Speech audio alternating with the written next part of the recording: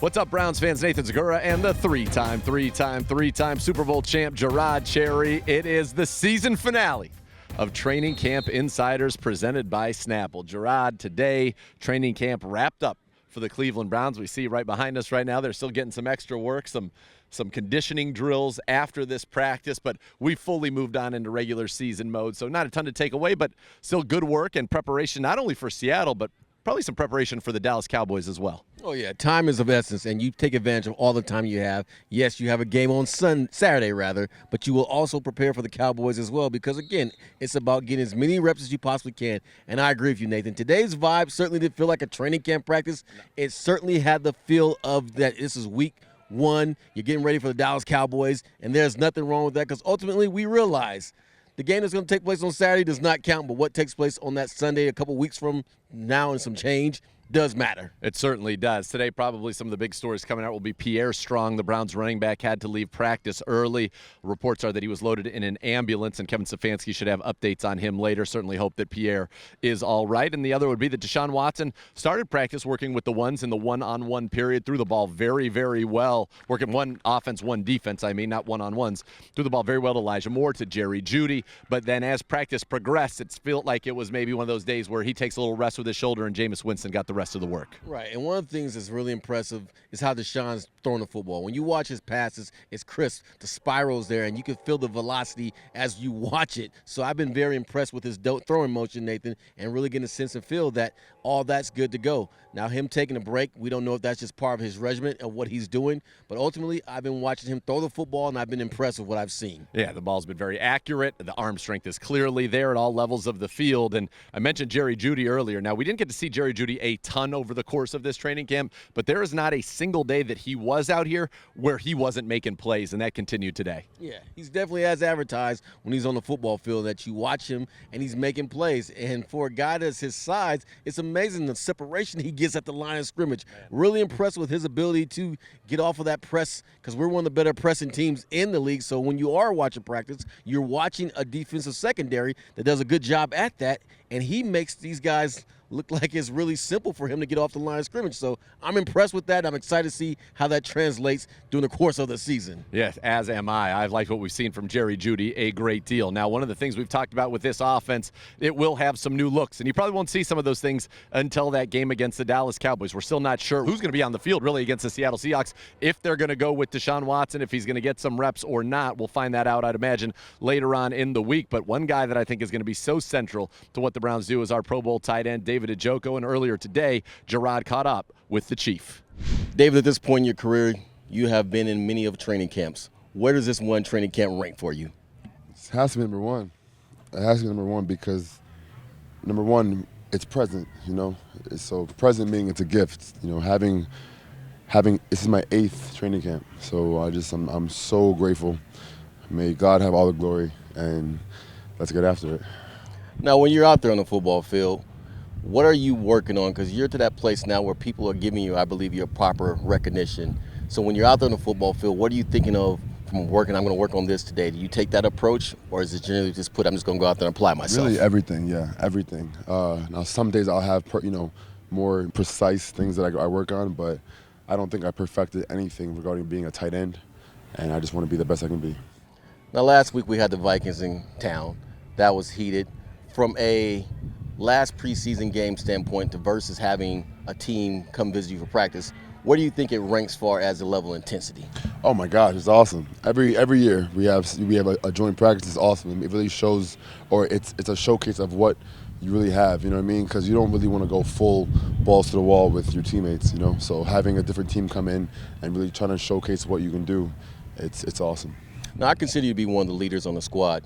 For you, when do you feel that position as a leader really took hold and you said to yourself, you know what, I am that guy and I need to apply myself in that regard? Honestly, just as the years went by, I just even when I wasn't the starter, I just always found it necessary to be more vocal. I feel like the team really listens. When I'm screaming, when I'm saying whatever I got to say, just to energize the team. I feel like they really soak that in. So whatever I can do for the team to get them better, is what I have to do. First of all, I just love the Chief. Second of all, I love the way that he has evolved from the 20-year-old kid that we drafted out of the U, those many years ago, to the leader, to the man, to the Pro Bowler that he has become now for the Cleveland Browns. Yes, the maturation process of David has been incredible. We've watched him go from that guy who was a talent to now a guy who not only is a talent, but he's a leader, and you see that talent on display. Now, as I like to say, he's a mismatch waiting to happen. One of the key figures of this offense, and as he goes along, obviously, with the quarterback, we should go as well on the offensive side of the ball. It's going to be fun when you think about, Deshaun dropping back, and he's got Amari, he's got Judy, he's got Elijah, he's got the Chief, he's got the ability to run, he's got the ability to get the ball to one of his backs out of the backfield. Jerome Ford had 5 receiving touchdowns a year ago. This offense, I think, has a chance to be very, very good, and people kind of are slow playing it right now. We'll see once the season gets underway, but from a skill position standpoint, there's a ton of talent here. All right, and that's exactly what you want for your quarterback. You want to put him in a position to succeed. With the names that you just named, you cannot tell me that Deshaun Watson is not in a position to succeed, because David alone, in most cases, teams will be happy with him. But when you throw Amari into the mix, more into the mix, and now you have Judy as well, and what Jerome was able to do out of the backfield last year, you have a significant skill set position in which you can strike fear into the minds and hearts and souls of defensive backs, coordinators, and the like. Yes, and that's a great thing. And the other reason that I think Deshaun Watson is so set up for success is the addition of offensive coordinator Ken Dorsey. And Ken Dorsey is bringing a lot of concepts that Deshaun is very comfortable with. Shotgun, spread, RPO game, all of it. The option, the choice routes, the freedom really to improvise and make plays. That's where Deshaun excels.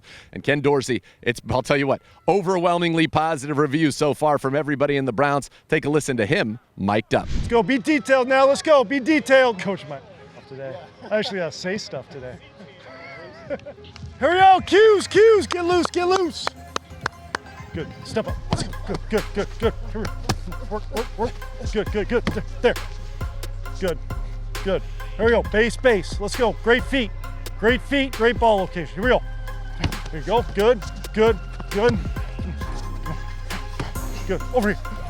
Good, great sign. There you go. Good ball. Out of the way. Good feet, Jameis, good feet. Good fake. There you go, good. Good shot, good time, love it. You gotta get vertical now. Vertical. There you go, good. Hey, Jamari, that's perfect. Because if you go here, he'll just run right over the top. Good, yes, that's the way to get started. Nice job, yes. Good job, yes, get north, nice job. Hey, out of the way to practice, let's go. Out of the way to practice, nice job. Eyes, good, love it. Step up, nice job. Good shot.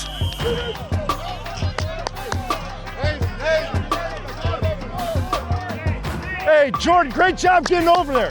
Hey, great pocket movement. Dave, you had juice for like 2 seconds. Now it's done.